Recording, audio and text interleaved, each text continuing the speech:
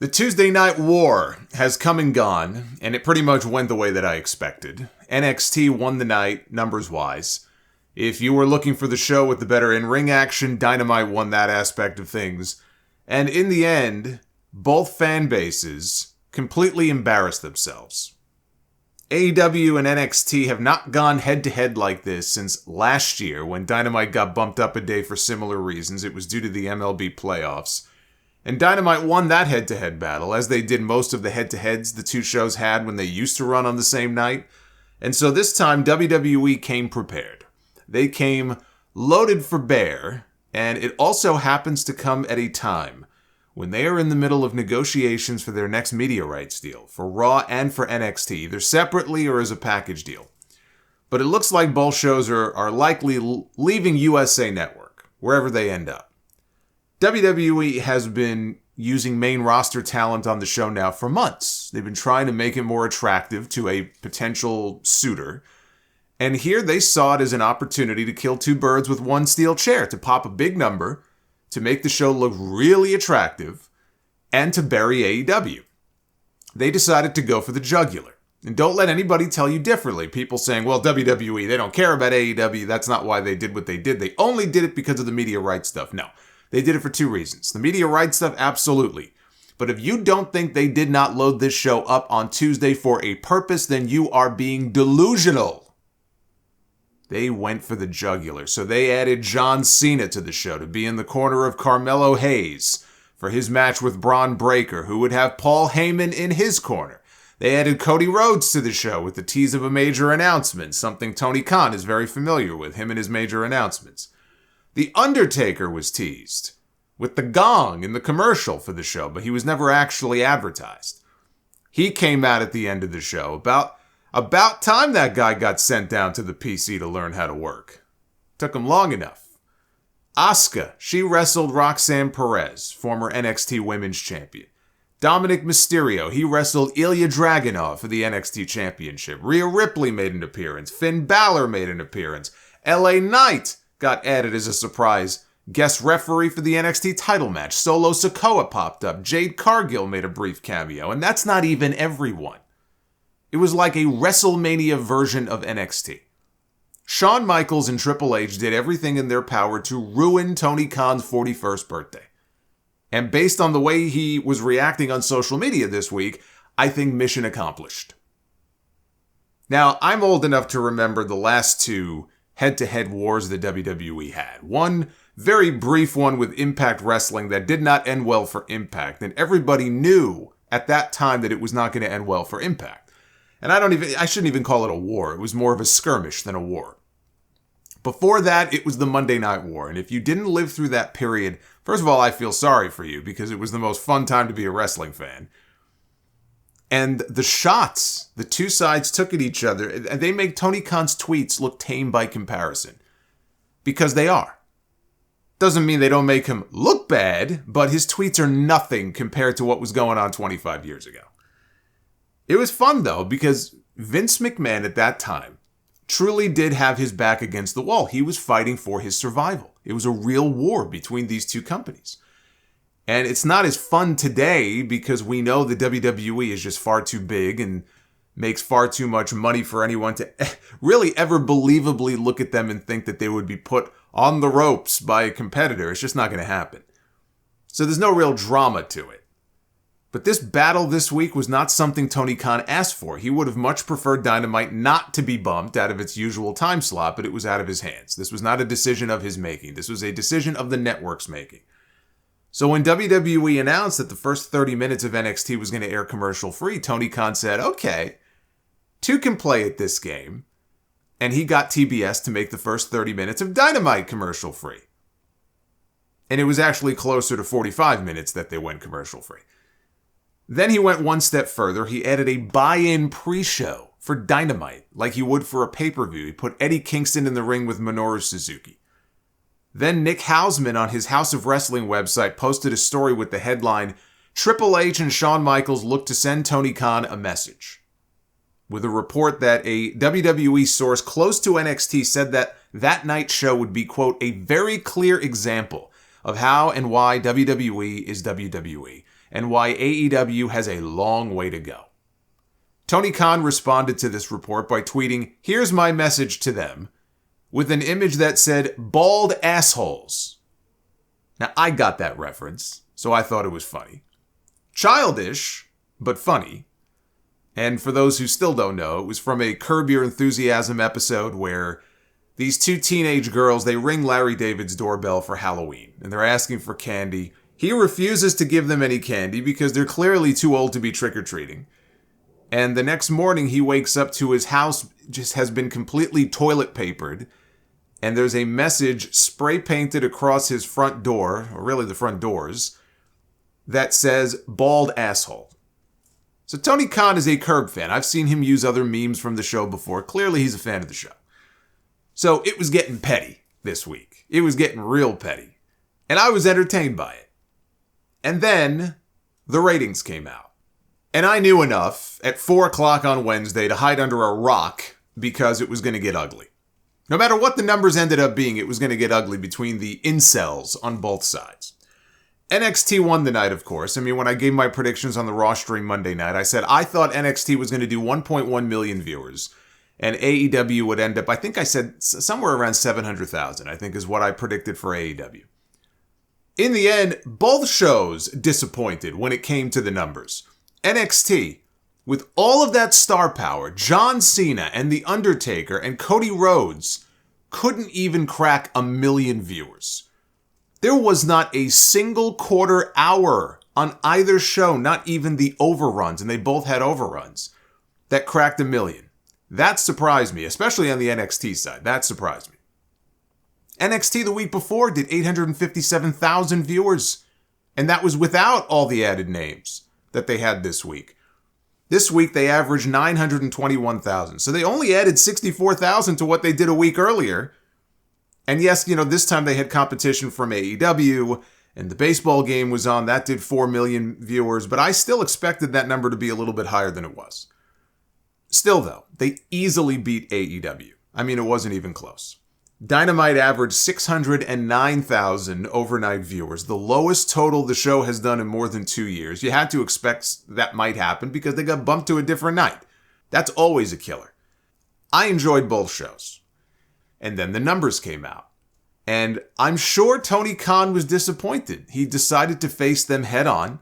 He was talking shit on social media about Triple H and Shawn Michaels and about Vince McMahon, mocking the allegations against him with the women and the hush money payments whenever people tweeted him about, "Oh, you would never see Vince McMahon lower himself to this level and say the things that Tony Khan is saying." Let me just say something about that first. Would Vince McMahon in 2023, go on Twitter and launch childish insults at Tony Khan? No. Because Vince McMahon is not active on social media. He has a Twitter. I doubt it's ever actually him posting there, not that he posts there anymore anyway. So would you see him on there doing the things that Tony Khan is doing and quote tweeting people and liking stuff? No. Because he is at a point now where he doesn't care. He's 78 years old. He doesn't care. He can let other people do that for him. He doesn't have to do that sort of thing. But this idea that Vince McMahon is above that he would never do or say the things that Tony Khan has been saying. You're either a newer fan who has no concept of the past, or you're just too young to remember when Vince McMahon used to pay good money, no less, at a time when his company was bleeding money in the mid-90s, paid good money to take out quarter-page ads in the Wall Street Journal and the New York Times, with Ted Turner's picture plastered on them, whining and complaining like a little bitch about his business practices. And he would file complaints with the Federal Trade Commission that Ted Turner was engaging in business practices that were designed to put his company out of business. And he would have a monopoly over the wrestling business. I mean, holy shit, think about that. Complaining that Ted Turner was trying to get a monopoly over the wrestling business. Writing letters to Ted Turner directly, complaining about WCW's use of blading on TV. Only because he didn't allow it, but WCW did, so that gave them a competitive advantage. Oh, we can't have that. Of course, this is the same Vince McMahon who thought blading was so barbaric his stars were slicing themselves up left and right on television every week. Even Vince himself bladed many times on TV years later. What changed in those few years? Remember that gusher against The Undertaker at Survivor Series in 2003? I think he hit an artery. 2 minutes into the match, there's blood everywhere. It looked like a crime scene. The billionaire Ted skits on TV because he was so alarmed that Ted Turner was using his old stars against him. This is what he dedicated television time to. And remember, back then, Raw was not a 3-hour show. It was not a 3-hour marathon back then. You take the commercials out, it was like a 47-minute show every week. Once a week. Hulk Hogan and Randy Savage, they were getting more screen time on Raw than his own roster was. And they didn't even work for the company anymore. Oh, that's not fair. That's not fair. Ted Turner is using my own strategy against me. He's raiding talent from other companies. That's not fair. People either have short memories or, like I said, they were not watching back then. Vince McMahon played the victim card more than any other promoter in the history of the fucking business. Now, it turned out pretty well for him. I'll give him that. But this is what happens when you are in second place, fighting for first. Nobody likes playing second fiddle. Tony Khan doesn't like people calling AEW the number 2 promotion. He considers AEW a challenger brand. He uses that word a lot. They're a challenger brand. And when you are a challenger, you are going to face a lot of adversity. You're going to face a lot of challenges, like they did this week. It was very transparent what WWE was doing, but it was their right to do it. But how you respond to those challenges is just as important as whether you win or lose. AEW lost the ratings battle that night. They were always going to lose the ratings battle that night. You had a great show. Focus on that. Tony Khan couldn't do that. He allowed himself to be gotten to by the trolls online. So when one person tweeted at him with an AI image of Shawn Michaels smoking a stogie holding an award for Booker of the Year, and I know it was AI because he had far too much hair on his head, Tony couldn't help himself. He saw this and he couldn't help himself, and he replied with, actually, I'm pretty sure that last night blew whatever chance he had at winning that award. I have no idea why he cares so much about who wins the award for Booker of the Year, but why argue with these stan accounts over it? All they're trying to do is get a rise out of him, and he lets this happen. Then he took exception to people review bombing the 2 shows on cagematch.net, and he's getting into an argument with people over that. The day after the ratings came out, he decided to post this, and this is why Tony Khan wins the award for said tweet this week. Actually, he wins for multiple tweets, but this is the one that clinched it. Out of nowhere, okay, a day later, it's old news at this point. He says, this week, 2 active decades-long rating streaks from 2 great legends were ended. With all due respect, until this week's head-to-head, AEW on TBS versus WWE on USA, neither John Cena nor The Undertaker had ever been on a WWE show with under 1 million total viewers, and under 400,000 in the demo.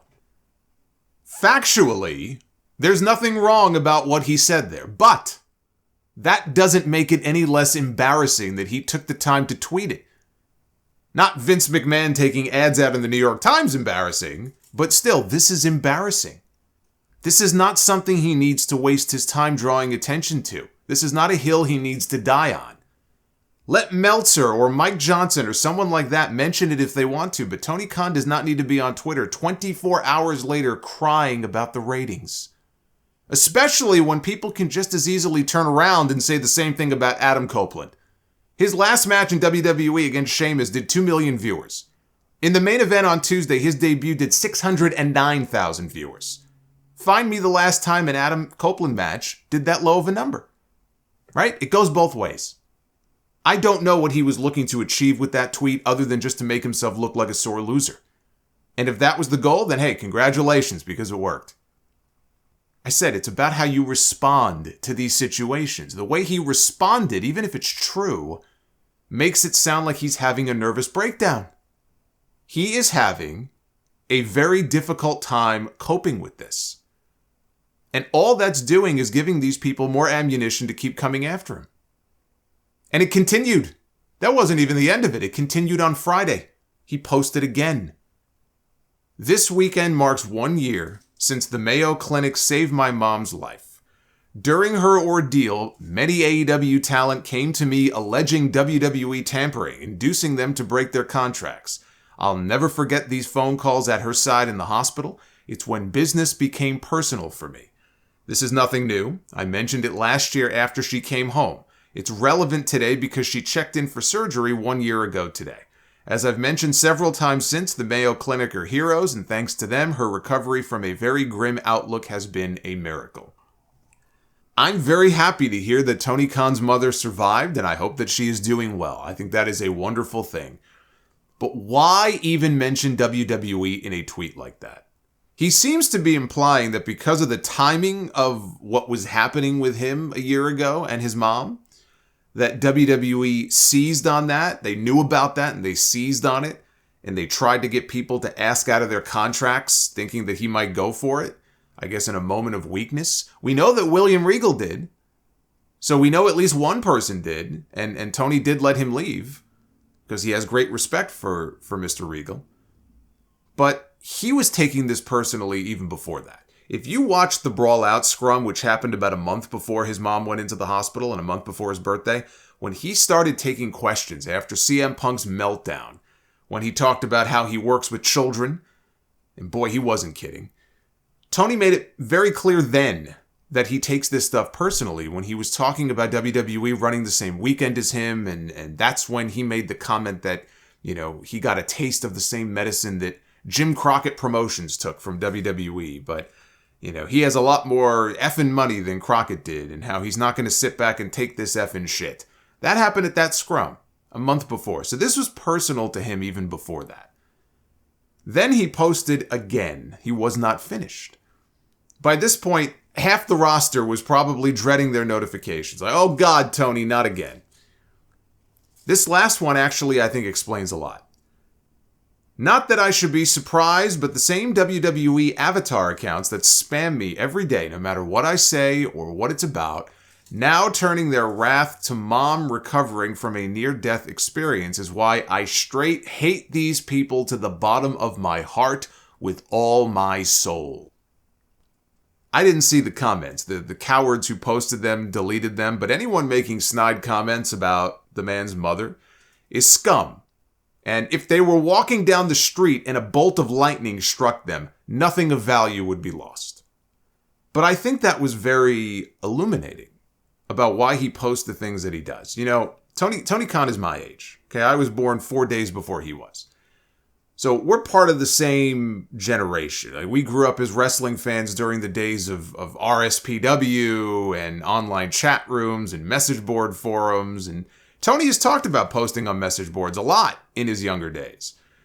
I think he was active in the old AOL grandstand boards. I remember WWE asking AOL to remove their folders from there because they didn't like the negative things people were saying about them. He was active on the old Death Valley driver board, so it makes sense that he can't help himself but respond to this stuff and to post these things that he posts. And to probably sit on his phone browsing through Twitter to see what people are saying about him and about AEW. Even people he does not follow. I'll see him replying to people sometimes that haven't even tagged him. And I think, how the hell did he even come across this person with a Roman Reigns avatar and 18 numbers in his username? And why is the billionaire president and CEO of this company taking time out of his day to bother with somebody like that? Because he takes this stuff personally. He admitted it. He said as much. He takes it personally. And he can't do that. He's probably getting spammed nonstop day and night. I mean, I see some of it myself. I'm sure he's getting it from all ends, day and night, 24 hours a day, 7 days a week. I feel sorry for him because there's a lot of mentally deranged people out there who just obsess over all things Tony Khan at all hours of the day and night. And they're tweeting all sorts of horrible stuff, but he's got to tune it out because most of these people that tweet him this nonsense, they're bad actors. They're trolling him. There are people with legitimate criticism, but the vast majority of it, I guarantee you, it's a bunch of trolls.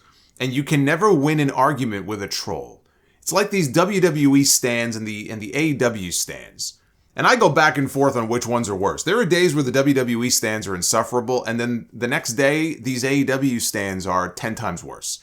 So you have these groups of fans that argue with each other all week long over the ratings. Like, look at this week. One side says, we won, right? The other side says, no, we had the better show, we won. Nobody won. We had John Cena, The Undertaker, Cody Rhodes, Adam Copeland, Bryan Danielson, who else was there? Chris Jericho, MJF, you want to throw him in there, all on television in the same night. Not a single one of these shows could crack 1 million viewers. They combined for 1.5 million. And I know TV is different now than it was 20 years ago, 25 years ago, but even still, wrestling head-to-head used to combine for 10 million people or more in one night. And they did that on a regular basis, by the way. So what are we even arguing over here? It's like having two guys in a dick measuring contest. One's 2 inches, the other one is 2.5, yelling, "We won! We won!" You're all a bunch of fucking losers. Every last one of these people.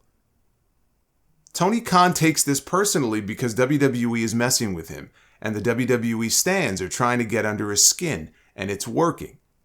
And when he reacts this way, he makes his entire company look bad. Like little brother syndrome. There's no bigger spokesperson for AEW than Tony Khan. MJF is not the face of the company. Kenny Omega is not the face of the company. The Young Bucks are not the faces of the company. Tony Khan is. And I know there had to be at least some people who worked there that saw that tweet go out on Thursday that were just hoping that somebody would take this man's phone away from him, or he would drop it in the toilet. It just comes across as sour grapes.